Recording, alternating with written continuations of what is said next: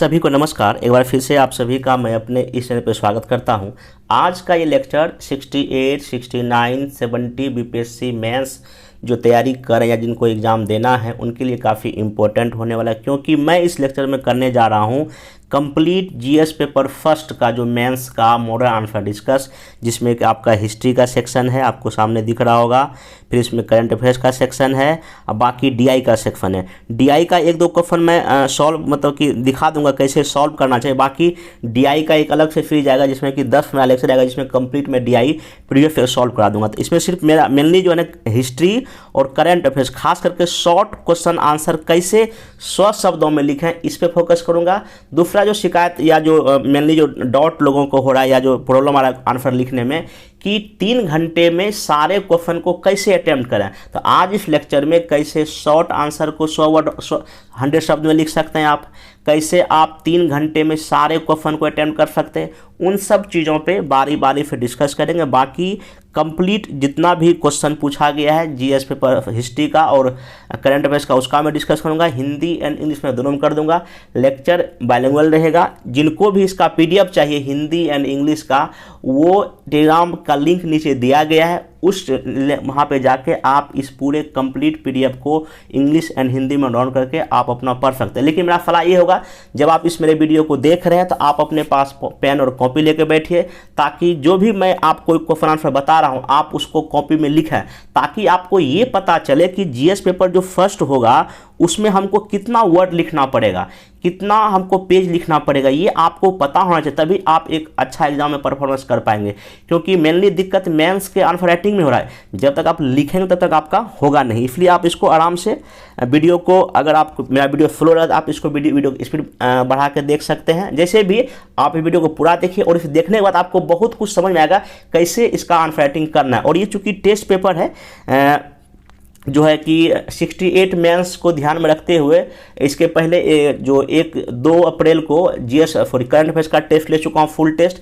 जो संडे जो कल 9 तारीख था उसमें जीएस पेपर फर्स्ट का कंप्लीट टेस्ट हुआ है, और हर एक सैटरडे फंडे को टेस्ट हो रहा है। सैटरडे को एसे का टेस्ट हो रहा है और संडे को आपका जीएस पेपर फर्स्ट और सेकंड का टेस्ट हो रहा है। बाकी 68, 59 को लेके डेली आंसर राइटिंग प्रोग्राम भी चल रहा है। तो और मैं इस अपने टेलीग्राम पे भी मैक्सिमम चीज़ें जो है आप लोग के साथ शेयर कर ही दे रहा हूँ। अभी 68 मेंस को लेके साइंस टेक का फिर शुरू किया हूँ, लगभग 2-3 वीडियो में पूरा मैं साइंस टेक कवर कर दूंगा। बाकी पॉलिटी लाऊंगा, इकोनॉमिक्स लाऊंगा, हमसे जितना हो पाएगा मैं 68 मेंस के लिए करूँगा। बाकी जिनका आगे मेंस देना है, जिसको 69 या 70, उनके लिए भी इस मेरे यूट्यूब पे हिस्ट्री का, पॉलिटी का, इकोनॉमिक्स का मेंस के रिगार्डिंग काफ़ी सारा वीडियो पड़ा हुआ है। यहाँ तक कि एफए का लगभग 10 वीडियो भी पड़ा, जाके प्लेलिस्ट में देखिए, आपको बहुत कुछ यहाँ से मिल जाएगा। तो जिनको भी मेंस की तैयारी करना है, तो मेंस की तैयारी के लिए अभी इस मेरे यूट्यूब पर काफ़ी सारा कंटेंट या काफ़ी सारा वीडियो पड़ा हुआ है, फ्री ऑफ कॉस्ट में आपको पड़ा हुआ, आप वहाँ पर देखें, उसका आंसर राइटिंग करें और आप जो है ना अपनी तैयारी को अच्छे से सही गति में दें। तो आइए आज का जो है ना, सबसे पहले क्वेश्चन आप पूरा एक बार देख लीजिए कि सेक्शन ए में जो है मैं दिया था 5 क्वेश्चन। लास्ट जो मैं टेस्ट लिया था 2 अप्रैल को, उसमें 4 ही क्वेश्चन शॉर्ट आंसर लिखने दिया था। आज मैं दिया 5। इसका वजह ये था कि सिर्फ मैं एक्सपेरिमेंट कर रहा हूँ।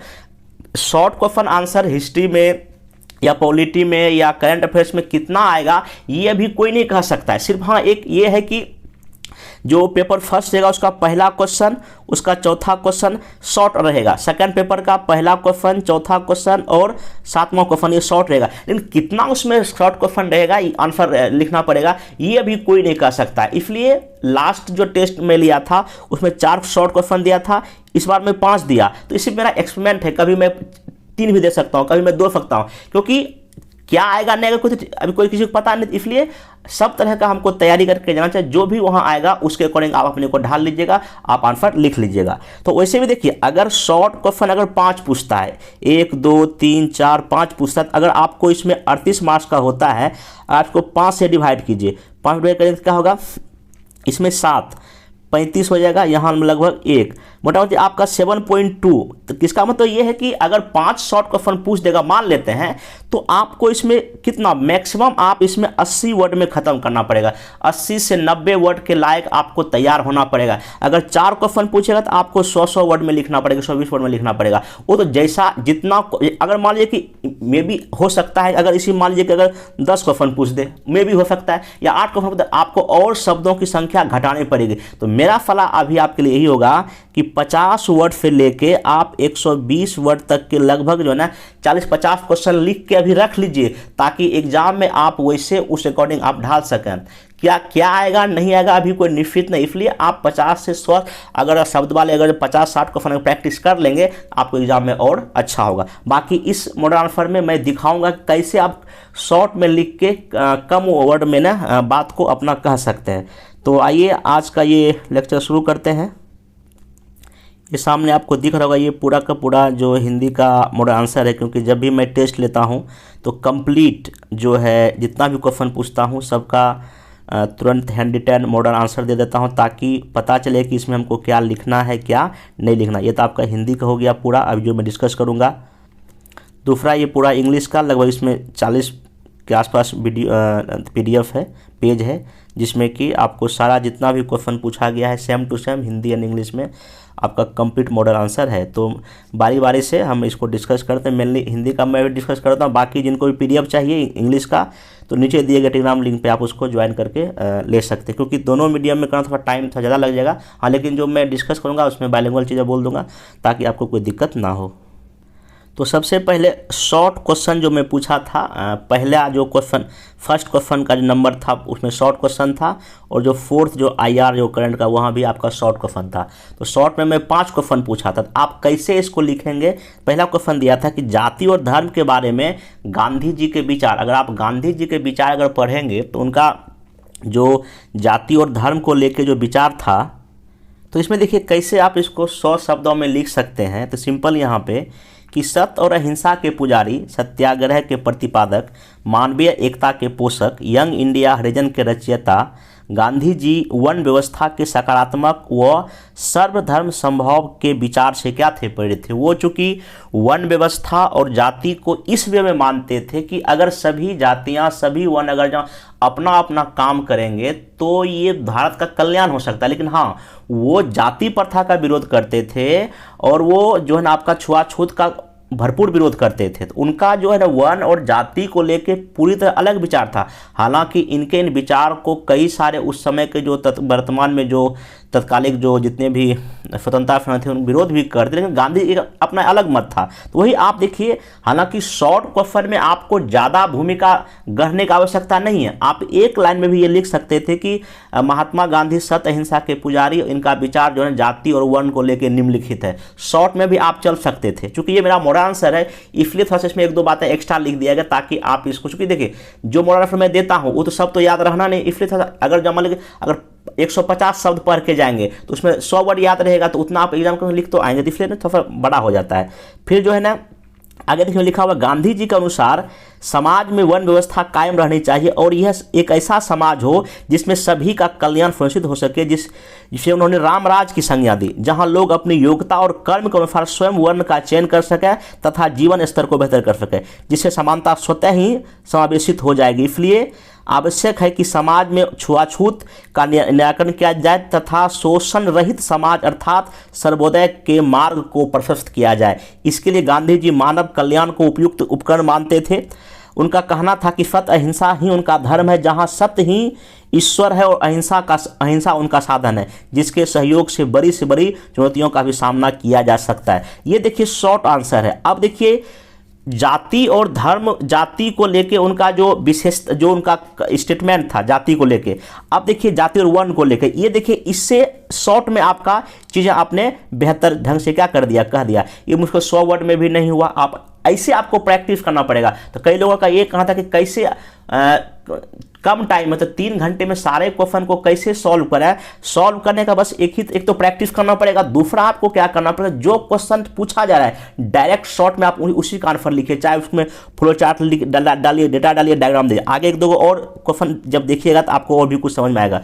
दूसरा इसमें जो है, हाँ इसमें और चीज़ें जो है, गांधी जी का मानना था कि राज्य को धर्म में हस्तक्षेप नहीं करना चाहिए, चूंकि वह धर्मनिरपेक्ष के सिद्धांत और सामाजिक न्याय और समता के साथ जुड़ा है। इसलिए वह सत्य, सेवा और सर्वोदय को ही जीवन का आदर्श मानते हैं। अतः विश्व वर्तमान व्यवस्था में गांधी जी के उपरोक्त विचार प्रासंगिक प्रतीत हो रहे हैं, जो समाज और राष्ट्र में समस्त समानता, रोजगार सृजन और सुनिश्चित कर सकता है। तो कहने होता है वर्तमान से भी थोड़ा सा एक दो बात इसमें लिख के जो ना दिखा सकते हैं।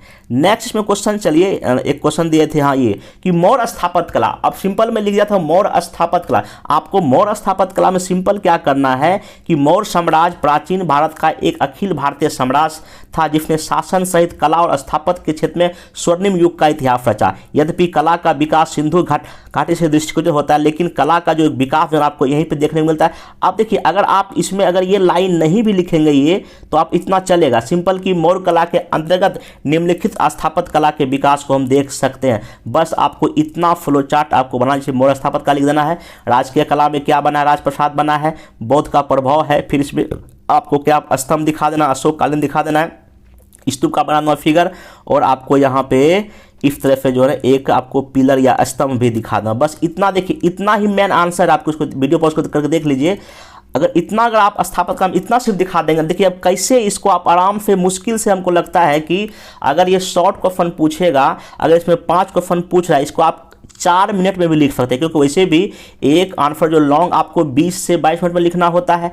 अगर 5 शॉर्ट पूछे तो आपको 4 मिनट में पूरा करना है। तो 4 मिनट में पूरा कैसे होगा, ऐसे ही आपको फ्लो चार्ट में डायग्राम के साथ आंसर को खत्म करना पड़ेगा। और ये मानिए कि किसी भी शॉर्ट आंसर को 4 से 5 मिनट में ऐसे भी घर में बैठ कर प्रैक्टिस कर सकते हैं, लेकिन हाँ वो प्रैक्टिस होगा। एक दिन में कई लोग कहते हैं कैसे होगा, कैसे का मेरा जवाब सिंपल से यही है कि आपको लिखना पड़ेगा, बिना लिखे कोई उपाय नहीं, बस ये जान लीजिए। तो इसको ऐसे लिख सकते हैं शॉर्ट आंसर में, बस खत्म। बाकी अंतिम में, हालांकि मौर्य कला में स्थापत्य के साथ साथ मूर्ति कला, लोक कला का भी विकास हुआ, बस इतना करके आप आंसर को खत्म कर सकते हैं शॉर्ट आंसर में।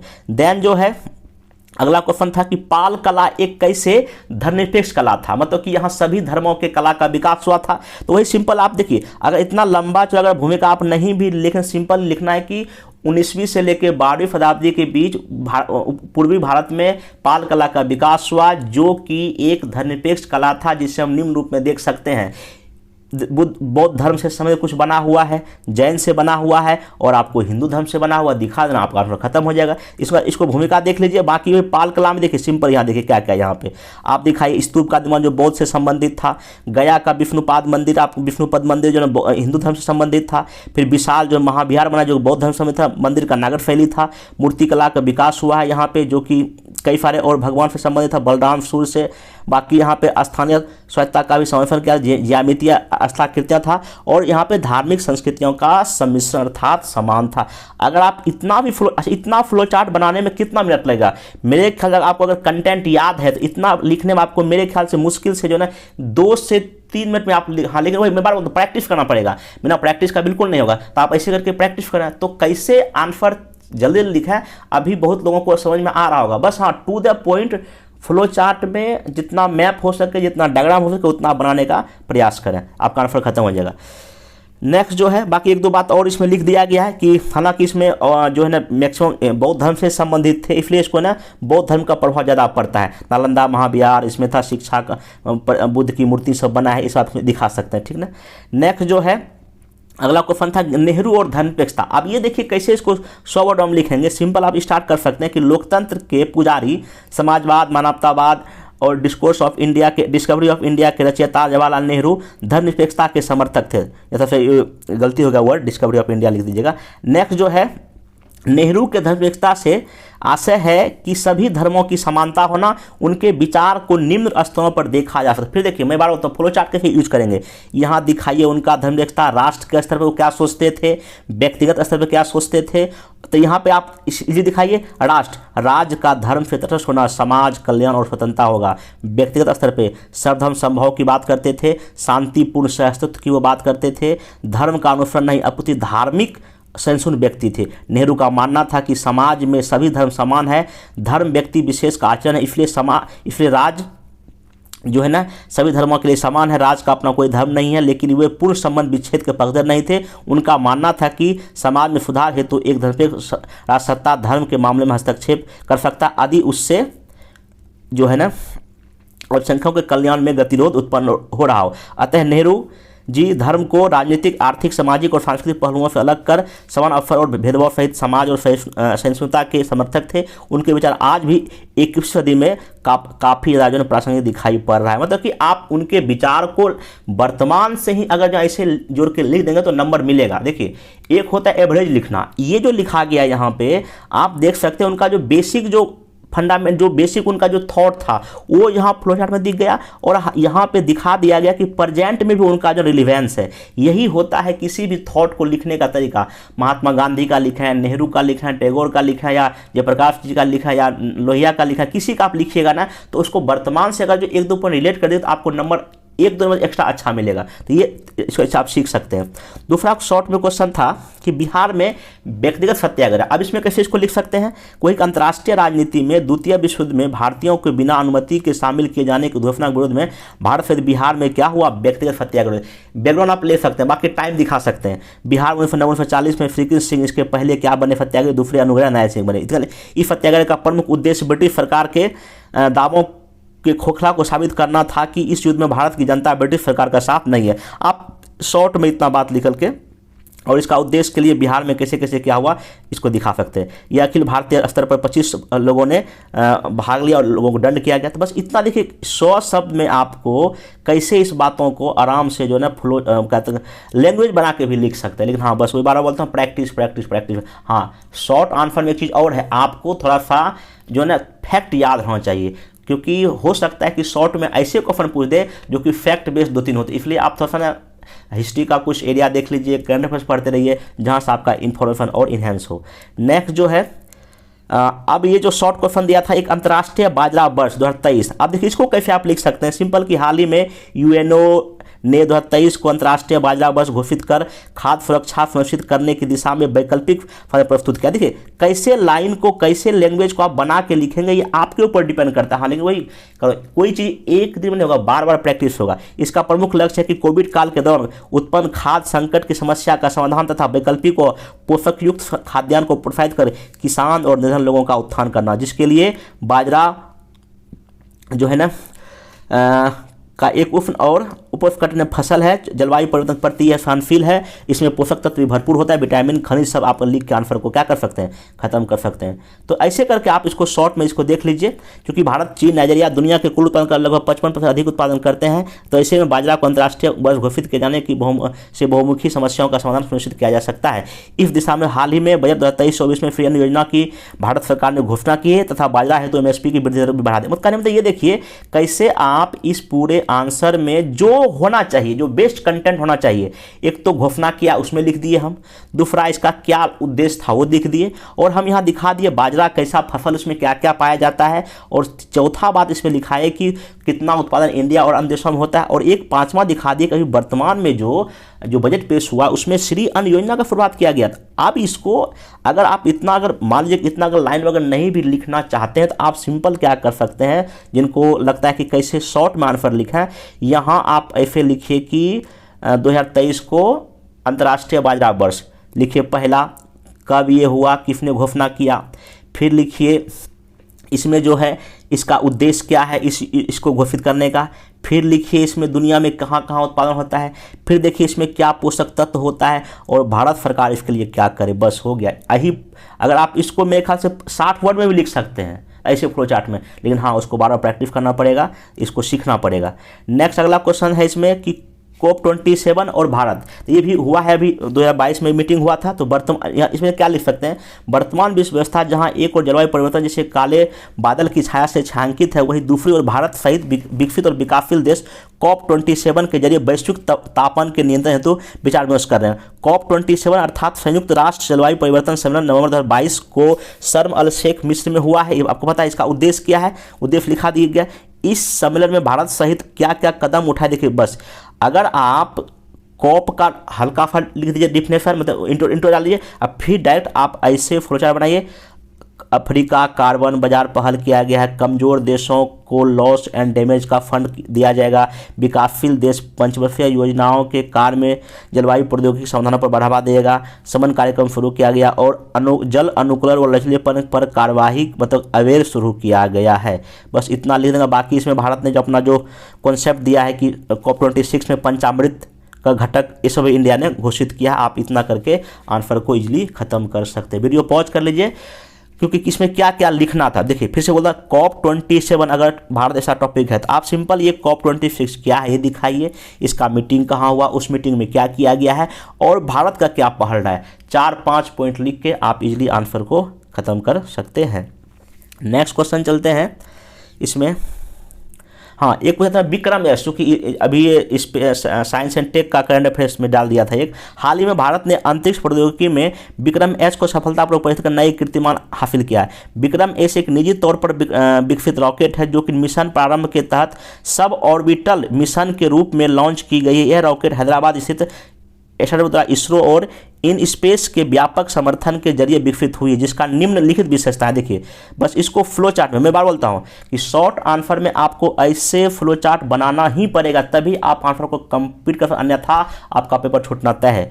एकल चरण वाला 3 पेलोड लेने में सक्षम था, सब ऑर्बिटल का साथ जुड़ाव था, ये 3D मुद्रित का प्रयोग किया गया इसमें। विक्रम 1, विक्रम 2, विक्रम 3 इतना वजन लिख दिए। तो बस आप इसको थोड़ा सा आगे बढ़ा के कि हाँ, उपरोक्त रॉकेट के जरिए भारत कनेक्टिविटी के दुरुस्त स्थान तक उपलब्ध करवाने, जलवायु परिवर्तन मुद्दे, भूकंप, सुनामी, वास्तविक समय को निगरानी करने में जो है ना इसका मदद होगा। अतः भारत PPP के जरिए अंतरिक्ष प्रौद्योगिकी में नवाचार का सृजन कर वैश्विक अंतरिक्ष व्यवस्था में बड़े खिलाड़ी रूप में उभर सकता है, जिससे Bharat make in India, startup India की छवि में वृद्धि होगी, जो $5 ट्रिलियन को बनाने में एक प्रगतिशील कदम है। तो आप देखिए इतना जो है ना, इतने मतलब कम से कम शॉर्ट आंसर में ये कोशिश करना है उसके 5-6 एंगल को ब्रेक कर देना है। पहला कि हाँ विक्रम एस क्या है, इसकी प्रमुख विशेषता क्या है, इंडिया की इससे क्या लाभ होगा, इतना 5-6 अगर एरिया लिख देंगे तो आपका आंसर कंप्लीट हो जाएगा। नेक्स्ट क्वेश्चन चलते हैं यहाँ पे। हाँ, अब यहाँ पे शॉर्ट में दिया था उपाय। आपको पता है कि ये जो अनलॉफुल जो एक्ट है, हाल ही में पॉपुलर फ्रंट ऑफ इंडिया जो PFI है नामक संगठन पर केंद्र सरकार ने जो है ना अब यूपा के तहत 5 साल पर इसको बैन लगा दिया। करंट अफेयर में जोड़ के यहाँ लिखा गया है, यूपा अर्थात कि गैर कानूनी गतिविधियां रोकथाम अधिनियम, जिसका उद्देश्य है कि आतंकी गतिविधियों पर रोकथाम लगाना। इसके लिए पुलिस तथा जांच एजेंसियों के पास शक्ति निहित होती। बस इतना लिख दीजिए। बाकी यह कानून कब आया? 1967 में अनुच्छेद 19A द्वारा दी गई स्वतंत्रता पर तर्कसंगत सीमा लगाने हेतु लाया गया था। इस कानून के जरिए संदिग्ध लोगों पर कार्रवाई तथा उनकी संपत्ति को जब्त और कुर्क किया जाता है। इस कानून 2019 में किया गया था, संशोधित किया गया था, अधिक और मजबूत बनाया गया। इस संशोधन को सरकार किसी संगठन को आतंकी घोषित कर सकती है संदेह होने पर आधार पर, जिसके लिए यह मायने नहीं रखता है कि उसका आतंकी फंड से कोई संबंध है या नहीं। भारत में 2016 से लेकर 20 के बीच इतना लोगों को यूपा के तहत गिरफ्तार किया गया, ये डेटा है। अतः आवश्यक है कि व्यक्तिगत स्वतंत्रता और राज्य की सुरक्षा हेतु आतंकी गतिविधियों के विरुद्ध कार्रवाई का वांछनीय आधार हो, जिससे मानवाधिकार के उल्लंघन से भी बचाया जा सके। क्योंकि कहीं ना कहीं आरोप लगता है कि यूपा के तहत सरकार मानवाधिकार के उल्लंघन कर रहे थे। आप ऐसे एक पॉजिटिव वे में रहते हुए आंसर को लिख सकते हैं। फिर से सुन लीजिए, अगर आपको ऐसे सिर्फ शॉर्ट में अगर कोई आ जाए यूपा क्या है, तो आपको सिंपल इसमें क्या करना है, कोई हाल का एक घटना से जोड़ दीजिए, कब बना है वो जोड़ दीजिए, इसका उद्देश्य क्या जोड़ दीजिए, इससे इसके क्या पॉजिटिव पक्ष है, 1-2 नेगेटिव पक्ष लिख के आप इजीली आंसर को खत्म कर सकते हैं फ्लो चार्ट के जरिए भी। और नहीं तो ऐसे करके आप लैंग्वेज में 1-2 पैराग्राफ, मतलब 5 पैराग्राफ, मतलब एक पैराग्राफ लिखने में 1 मिनट, और आप उसको जो है ना 5 मिनट में आंसर को खत्म करना पड़ेगा। फिर बोल रहा हूँ प्रैक्टिस करना बहुत ही जरूरी। इसको लिखिए कॉपी में बैठ के, आप कितना जल्दी लिख पाते हैं, कभी देख के भी लिखिए कितना जल्दी आप लिख पाते हैं। अगला क्वेश्चन में शॉर्ट में था, इसमें बिहार बजट 2023 और कृषि। देखिए सिंपल में लिख देते बिहार। अब इसमें आपको क्या लिखना, पहले दिखाना था बिहार बजट में क्या कितना क्या हुआ और खास कर कृषि में इसमें क्या हुआ वो लिखना था। अब यहाँ तक इसमें क्या लिखा गया है, हाल में बिहार सरकार ने राज्य के संपोषणीय विकास हेतु बजट 2023-24 को प्रकाशित किया है, जिसका आकार पिछले 11 वर्षों की तुलना में 3 गुना ज़्यादा। एक बेसिक फैक्ट हो गया, जिसके लिए सरकार ने 10% की वृद्धि दर कर, मतलब ये डेटा कितना कितना है उसमें अगर आपको याद है तो लिख सकते हैं। बाकी बिहार सरकार ने इसमें 10 प्राथमिकताओं को में कृषि को भी रखा है। अब कृषि के लिए कितना बजट पास किया लिख सकते हैं। बाकी कृषि रोड 4 का बात किया गया, ऑर्गेनिक कृषि की बात किया गया है, और भी जो है ना पशुपालक मवेशियों की बात किया गया है। कृषि में जो है 3 सेंटर ऑफ एक्सीलेंस का स्थापना किया जाएगा, दरभंगा, बांका, गया में। फिर फ्लोराइड लगाया जाएगा, बर्फा जल संचयन किया जाएगा। तो इसमें जो कृषि के लिए 5-6 पॉइंट दिया गया, दलहन तिलहन का विकास किया जाएगा, बाजरा का अधिकरण किया जाएगा, 7 निफे योजना सख्त बनाया जाएगा। बस यही कृषि में इतना आपको सरकार ने इनिशिएटिव लिया। इसको शॉर्ट में आप ऐसे करके आंसर को इजीली लिख सकते हैं। अब ये आपका शॉर्ट जितना भी क्वेश्चन था, लगभग 10 क्वेश्चन था, इसको डिस्कस कर दिया। अब आप शॉर्ट क्वेश्चन को देख के बहुत कुछ समझ में आ गए होंगे कितना चीज़ लिखना। कई लोग तो क्या करते हैं, शॉर्ट आंसर में 2-2 पेज लिखते हैं। नहीं, 2 पेज आपको लिखना ही नहीं है, मैक्सिमम 100 वर्ड तक जाइए, प्रैक्टिस कीजिए। आप अपने लिखने कोई भी टॉपिक लीजिए, आप फिर मतलब रैंडमली लिख के देखिए कि उसमें हम क्या लिख रहे हैं। अब जो लॉन्ग क्वेश्चन की ओर चलते हैं, इसमें पहला एक लॉन्ग क्वेश्चन में दिया था, ये कांग्रेस की संबंधित था, क्योंकि 67 में कांग्रेस के उदय का क्या कारण था, क्वेश्चन ऑलरेडी बीपीएससी पूछ चुका है। तो यहाँ पे एक क्वेश्चन बनाया था कि कांग्रेस की सुरक्षा बल के रूप में होने की आलोचना की गई है, लेकिन इसने देश से ब्रिटिश शासन को उखाड़ फेंकने में मूल भूमिका निभाई थी। व्याख्या कीजिए। मतलब कि आपको पता है जब कांग्रेस की स्थापना हुई थी तो इसमें कई तरह के थ्योरी दिया गया कि नहीं, ये तो ब्रिटिश के प्रति जो भारतीयों का गुस्सा जो उभर रहा है देश में, उसको जो है प्रेशर को धीरे धीरे रिलीज करने के लिए जो है ना ये कांग्रेस का स्थापना हुआ है। लेकिन बाद में वही कांग्रेस जो है ना कैसे ब्रिटिश के लिए यहाँ से उखाड़ फेंकने एक बड़ा जो टूल बन गया हमारे देश के लोगों का, आपको यही इसमें डिस्कस करना है। तो आपको दृष्टिकोण या अप्रोच इस आंसर को सॉल्व करने का क्वेश्चन का क्या होना चाहिए कि सुरक्षा बल सिद्धांत को आप पहले बतावे क्या होता है। मुख्य भाग में चर्चा करें कि सेफ्टी वॉल्व होने के कारण कांग्रेस की आलोचना क्यों की गई। अगले भाग में दिखाएं कि किस प्रकार कांग्रेस ने अपना राजनीतिक और सामाजिक गतिविधियों से देश में ब्रिटिश शासन को उखाड़ फेंकने में सहायता की।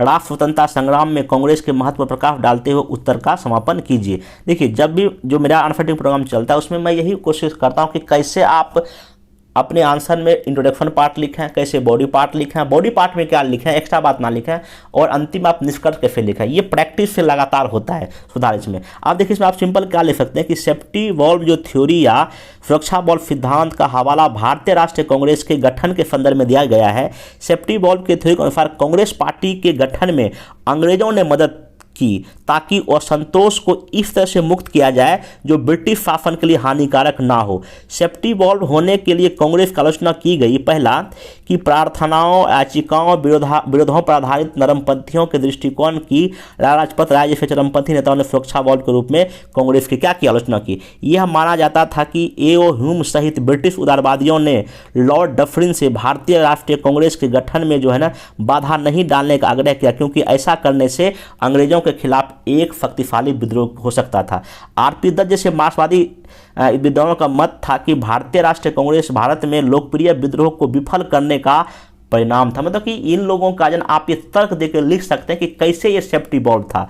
गैर संवैधानिक आधार पर जन संघर्षों के खिलाफ संवैधानिक आंदोलन अंग्रेजों के लिए उनके निरंकुश शासन को जारी रखने को अनुकूल थे। मतलब ये सब बात इसमें लिख सकते हैं। यद्यपि सेफ्टी वॉल्व के रूप में इसकी आलोचना की गई थी, फिर भी कांग्रेस ने देश से ब्रिटिश शासन को उखाड़ फेंकने में एक महत्वपूर्ण भूमिका निभाई, जैसा कि हम नीचे देख सकते हैं। पहला, राष्ट्र जागरण किया। कांग्रेस पार्टी के नेताओं ने राष्ट्रीय, सामाजिक, आर्थिक मुद्दे को उठाया। मेलों का उपयोग, आप शक्ति पर जो जोर दिया, भारतीय राष्ट्रीयता का पोषण किया, छुआछूत का विरोध किया, हिंदू मुस्लिम एकता को बढ़ाने का काम किया। जो सोशल रिफॉर्म पर गांधी जी के जोर से राष्ट्र स्वतंत्रता आंदोलन को आधार को क्या किया, मजबूत किया। आप इसे लिख सकते हैं। देन जो है आप इसमें कई तरह के सुधारों की मांग किया गया कि भाई सामाजिक सुधार कीजिए। कांग्रेस ने लगातार मांग किया। प्रशासनिक सुधार का मांग किया, समाजवादी का विरोध किया। आप ऐसे पॉइंट लिख सकते हैं। एक वैकल्पिक राजनीतिक और सामाजिक कार्यक्रम का एक विजन कांग्रेस ने दिया, पूरे देश के लोगों को एक बड़ा प्लेटफॉर्म दिया, जहां आगे जाके आपको कई सारे नेहरू रिपोर्ट आया, कराची अधिवेशन हुआ, मौलिक अधिकारों का कहीं ना कहीं संकल्प आगे किया गया।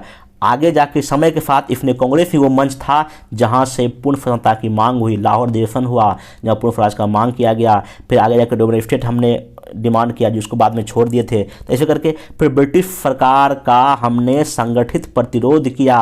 बंगाल विभाजन में ब्रिटिश के फैसले के खिलाफ राष्ट्रवादी प्रतिरोध किया। फिर गांधीवादी जो आगे जाके मूवमेंट होता है, जो आप लिख सकते हैं, रोटेक लिख सकते हैं, असहयोग, स्वविनय, भारत छोड़ो में, चंपारण में सत्या, ये सब कहीं ना डायरेक्टली इनडायरेक्टली सब में कांग्रेस जुड़ी हुई थी और देश को आज़ाद करने में इसकी भूमिका को हम नकार नहीं सकते हैं। ब्रिटिश आधिपत्य को चुनौती देने में प्रमुख भूमिका, जैसे कि प्रारंभिक राष्ट्रवादियों ने श्वेतों के बोझ का जो बर्डन ऑफ जो व्हाइट मैन था उसका मतलब झुठला दिया। जैसे नरमपंथियों के निकासी, जो कि दादा भाई नौरोजी ने क्या था, जो जिस तरह से हमारा यहाँ पैसा यहाँ से जा रहा था उसके मतलब उसके ऊपर आवाज़ उठाया।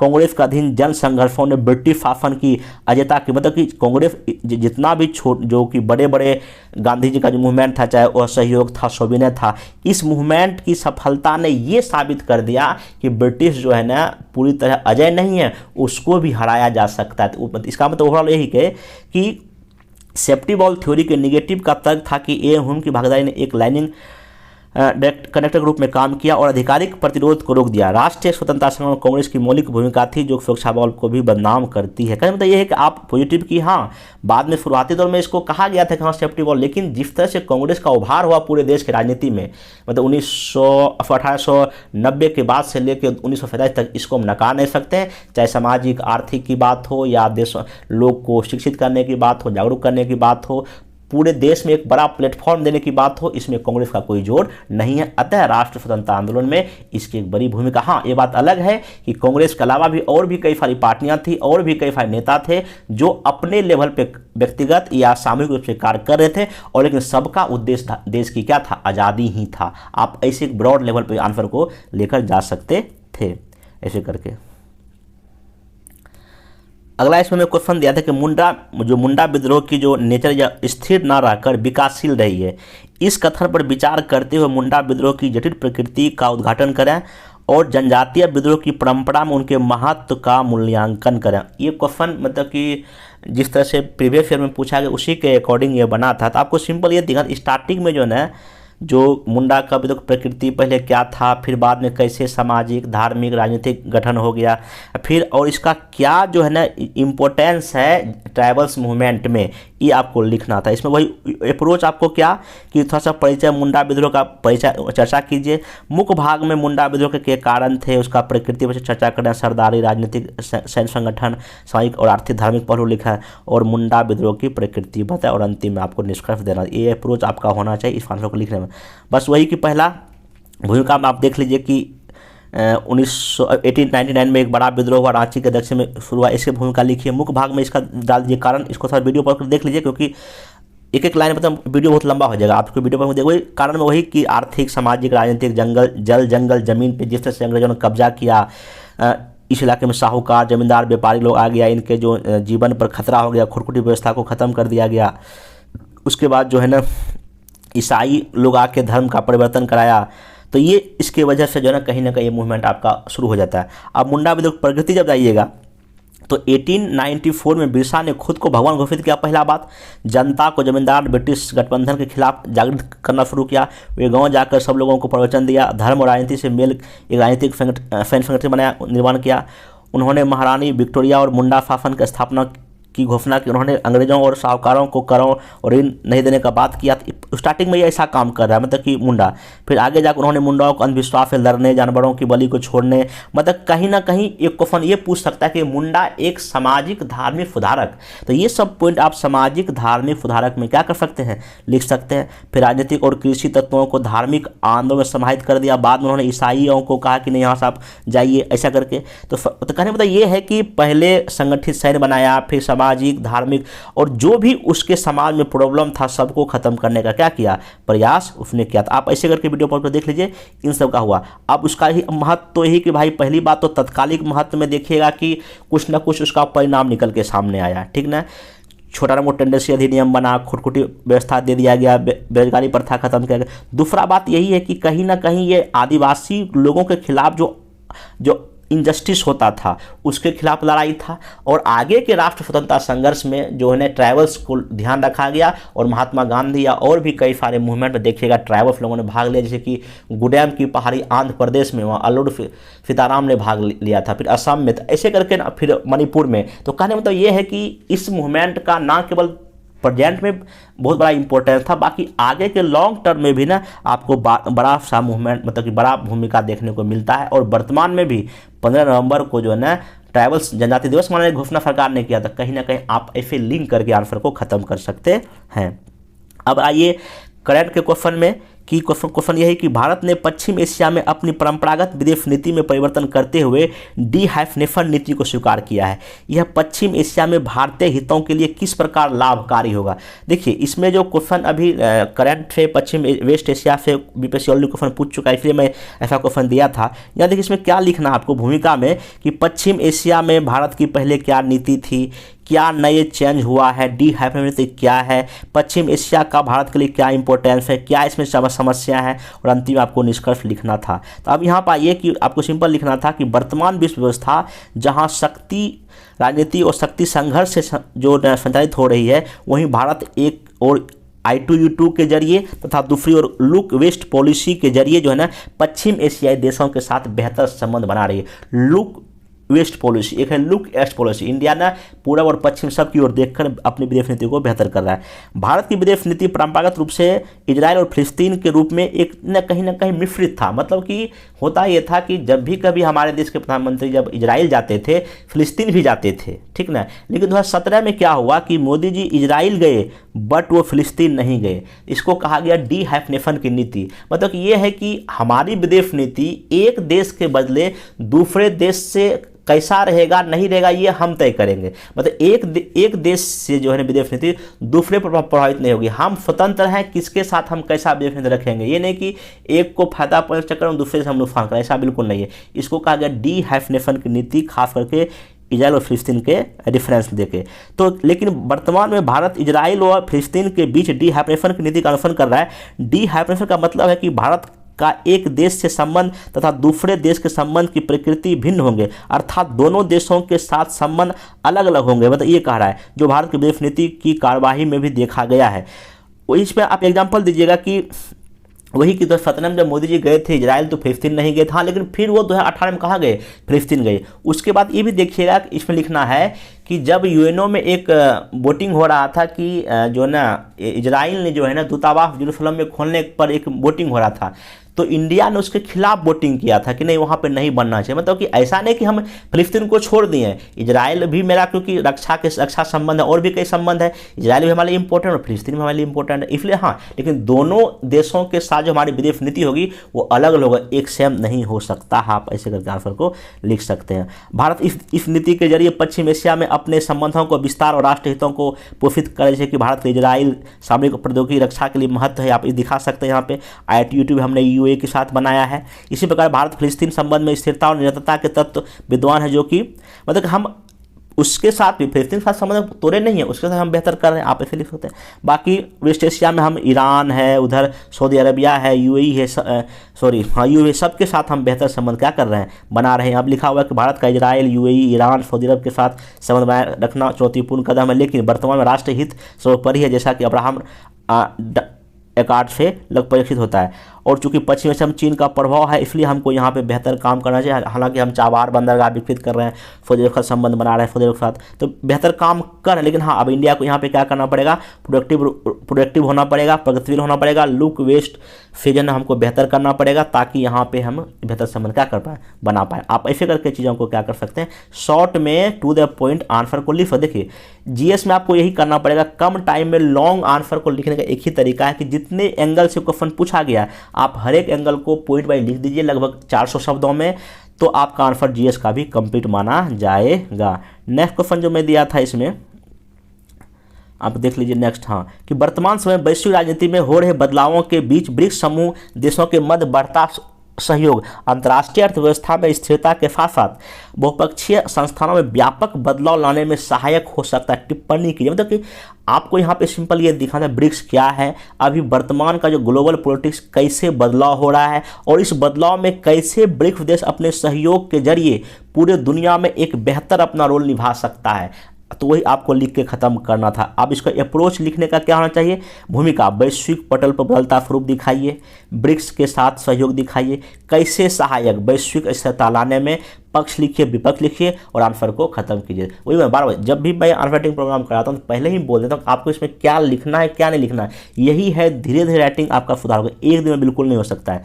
अब देखिए भूमिका आप क्या लिखिएगा, वर्तमान जो है ना आपका भूमंडलीकृत युग में जहाँ विश्व एक और जटिल अंतर्निर्भरता पर आश्रित है, वहीं भारत की विदेश नीति प्रोएक्टिव रूप से एक और क्वाड तो दूसरी ओर ब्रिक्स देशों के साथ संबंधों को विस्तारित कर रही है। प्रोएक्टिव मतलब हम पहले से एक्टिव हैं भाई, हम क्वाड के जरिए जो है ना ऑस्ट्रेलिया, जापान, अमेरिका को लेकर चल रहे हैं। ब्रिक्स के जरिए हम यहाँ पे 5 देश जो आपका रशिया है, आपका चाइना है, साउथ अफ्रीका है, ब्राज़ील को लेकर चल रहे हैं। तो कहीं ना कहीं हम कोशिश करें एक मल्टी डायमेंशनल एक रास्ता खोलें ताकि सबके साथ बेहतर संबंध हो विदेश नीति में, हम कहीं अकेला ना पड़ जाए। ब्रिक्स जो विश्व की उभरती अर्थव्यवस्था दिखा दीजिए कैसे है। आपको अगर मैप अगर बनाना आता है, इस मैप में पूरे देश को दिखा सकते हैं। अगर मैप नहीं बने तो अधिक तनाव लेने की जरूरत नहीं है। बाकी वर्तमान विश्व राजनीति यथार्थवादी मूल्यों से पोषित हो रही है, जिसमें राष्ट्रीय हित है, राष्ट्रीय सुरक्षा और शक्ति संघर्ष की स्थिति विद्यमान है, जो वैश्विक परिवेश को तेजी से क्या कर रहा है, परिवर्तित कर। जैसा कि अब इसमें क्या क्या वर्तमान समस्या है, रूस यूक्रेन लड़ाई हो रहा है, अर्मेनिया अजरबैजान के बीच संघर्ष है, अफगानिस्तान में सत्ता परिवर्तन है, कोविड के बाद जिस तरह सप्लाई चेन जो डिस्टर्ब हुआ है, फिनलैंड नाटो में शामिल हो गया है, अमेरिका चाइना के बीच ट्रेड वार है। ये कहीं ना कहीं अभी वर्तमान में समस्या, और आप यहाँ दिखा सकते हैं यूएनओ ऐसी बड़ी अंतर्राष्ट्रीय संस्था में सुधार, आतंकवाद, पर्यावरण, ये सब यहाँ पे 1-2 पॉइंट आप लिख सकते हैं।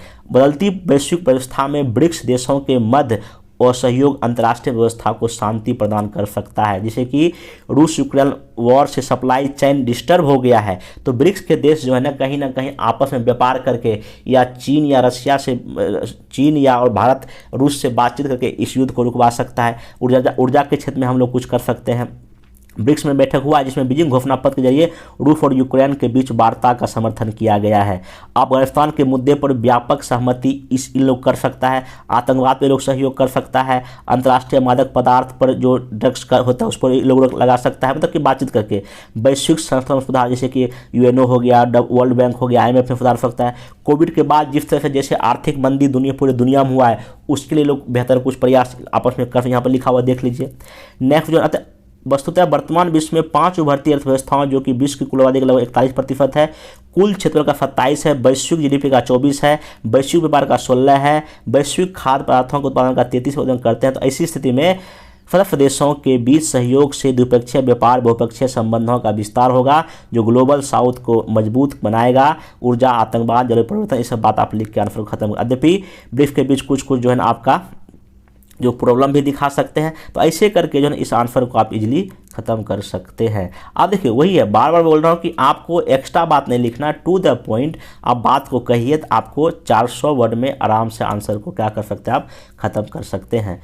दूसरा हाँ हिस्ट्री क्वेश्चन था ये कि बंगाल के विभाजन पर राष्ट्रवादी प्रतिक्रिया राष्ट्र स्वतंत्रता संग्राम में एक महत्वपूर्ण विभाजक साबित हुई, विश्लेषण कीजिए। ये क्वेश्चन पूछ चुका है बीपीएससी पहले के प्रीवियस ईयर में। वही क्वेश्चन है कि जो बंगाल का विभाजन हुआ, राष्ट्रवादी प्रतिक्रिया राष्ट्र स्वतंत्रता संग्राम एक महत्वपूर्ण विभाजक घटना है। मतलब कि जो 1905 में जो बंगाल के खिलाफ जो स्वदेशी मूवमेंट हुआ, वो कैसे हमारे देश के राष्ट्रीय स्वतंत्रता संग्राम में एक वाटर शेड है। जैसे क्वेश्चन पूछा कि चंपारण सत्याग्रह राष्ट्र स्वतंत्रता संग्राम का एक महत्वपूर्ण पड़ाव है, एक महत्वपूर्ण विभाजन रेखा है। कैसे है? क्योंकि 1917 के पहले जो हमारे देश की जो स्वतंत्रता संग्राम था गांधी जी के आने के पहले, वो अलग थी, और गांधी जी का आने वाला बिल्कुल बदल हो गया, विभाजक रेखा खींची गई। वहीं पे आपको यहाँ पे ये स्वदेशी के बारे में लिखना। सबसे पहले आपको दृष्टिकोण क्या रखिए, अपने उत्तर की शुरुआत बंगाल विभाजन के साथ करें।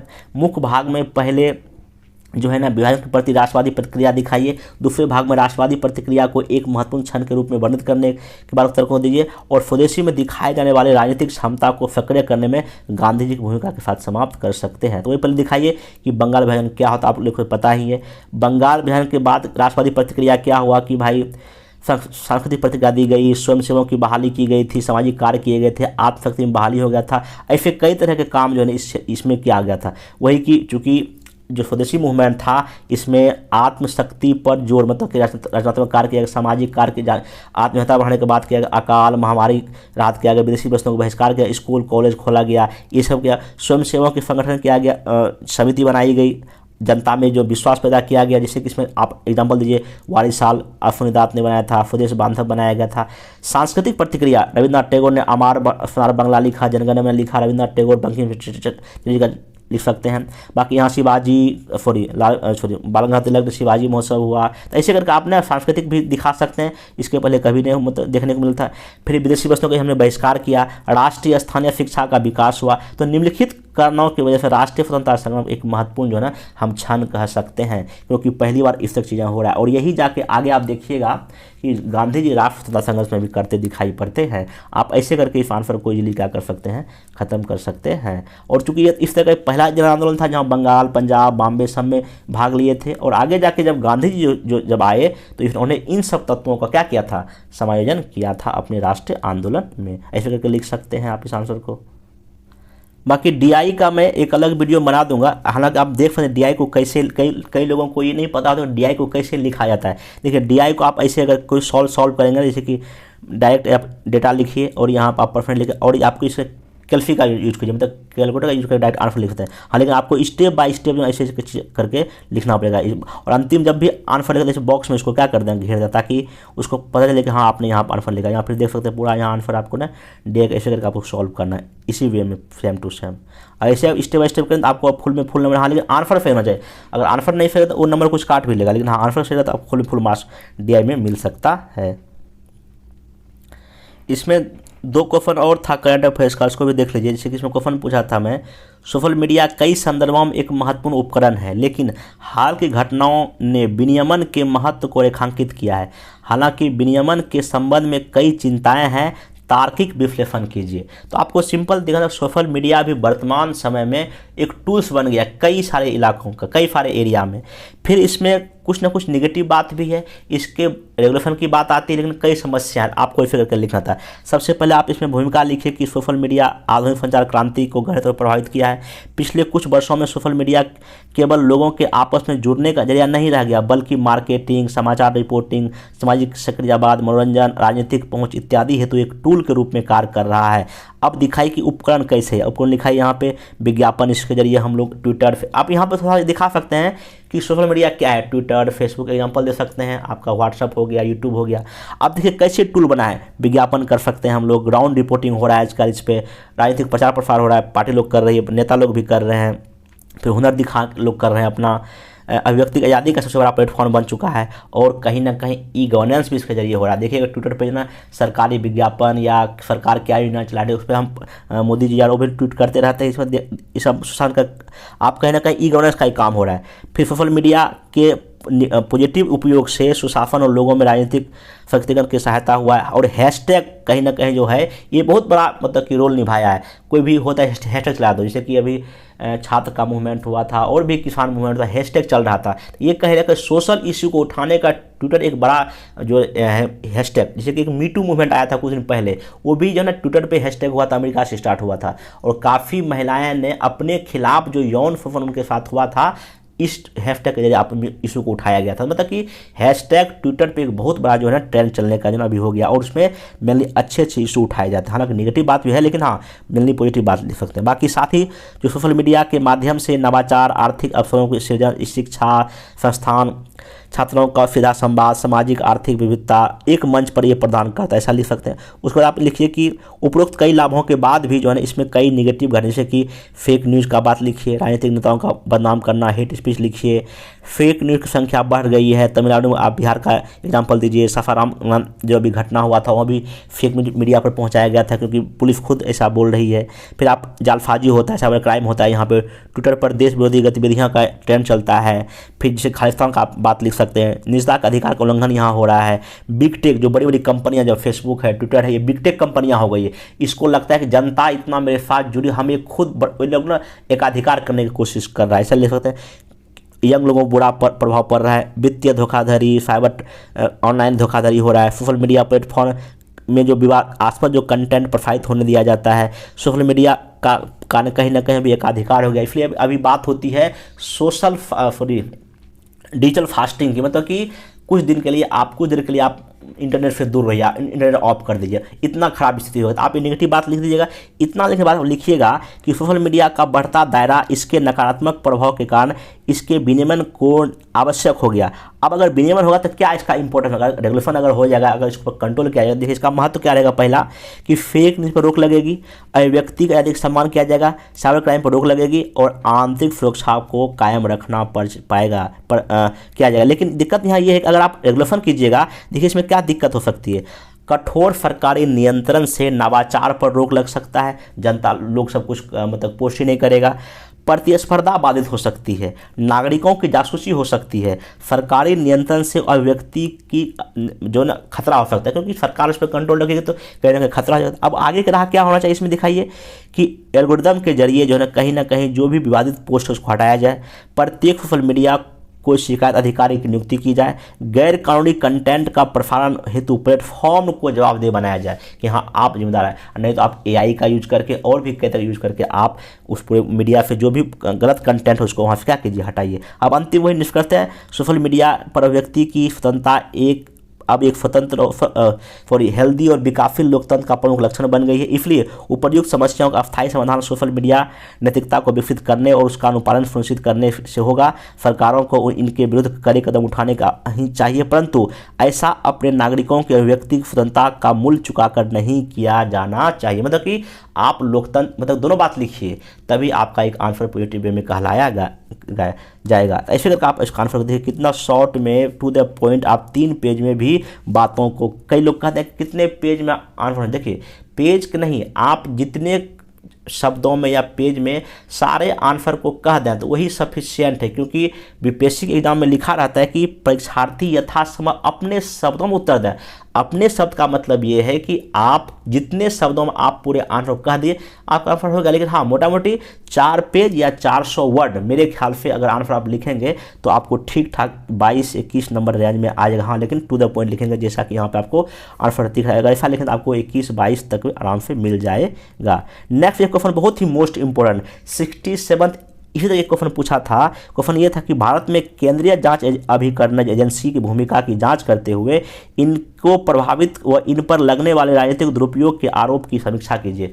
67 मैथ्स में पूछा है कि जो केंद्रीय जो संवैधानिक संस्थाएं हैं उस पर आरोप क्यों लगता है, जैसे वित्त आयोग हो गया या जो ऐसे लगता है। लेकिन यहाँ पे केंद्रीय जांच एजेंसी की बात हम कर रहे हैं, इस पर जो आरोप लगता है इसकी क्या भूमिका है, तब इसका आंसर लिखना। देखिए इसमें सिंपली क्या लिखना है कि हाल के वर्षों में देखा गया है कि भारत की संघीय सरकार पर अपने अंतर्गत मौजूद एजेंसियों का राज्यों के विरुद्ध उपयोग पर आरोप लगाया गया है। उदाहरण के लिए ईडी हो गया, सीबीआई हो गया, एनएआई आदि। यहाँ तक कि कई राज्यों ने सीबीआई के बढ़ते हस्तक्षेप को रोकने के लिए समान सहमति पर रोक लगा दी है। ये घटनाएं संघात्मक व्यवस्था व केंद्र राज्य संबंधों को कमजोर करती है। मतलब कि केंद्रीय जांच एजेंसी, सेंट्रल इन्वेस्टिगेशन एजेंसी क्या है, सीबीआई है, ईडी है, एनआईए है, ये लोग भ्रष्टाचार या मनी लॉन्ड्रिंग या आतंकवादी घटनाओं की जांच करता है।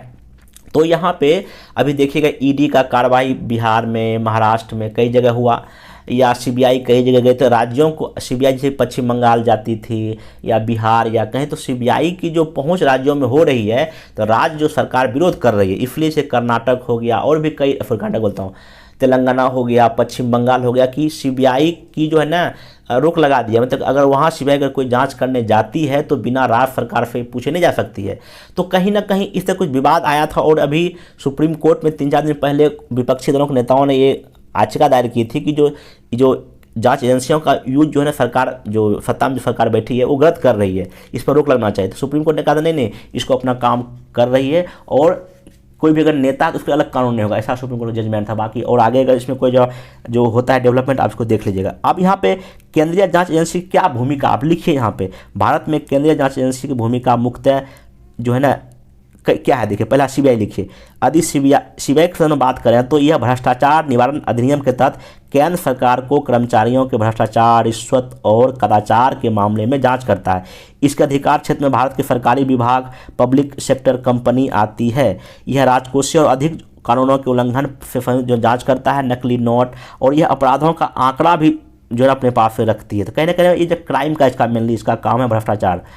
ईडी का क्या काम है कि प्रवर्तन निदेशालय का हिंदी नाम है, 2 विशेष अधिनियम के तहत ये काम करते हैं। एक तो फेमा आया था 1920 में विदेशी मुद्रा के मैनेजमेंट के लिए, और एक मनी लॉन्ड्रिंग निवारण एक्ट है, इसमें ये काम करती है। फेमा के उल्लंघन अगर कोई कीजिएगा तो आप आपको ईडी पहुंच जाएगी वहाँ पे, या अगर मनी लॉन्ड्रिंग के आपका ईडी वहाँ पहुंच जाती है। अभी कई राज्यों में ऐसा हुआ भी है।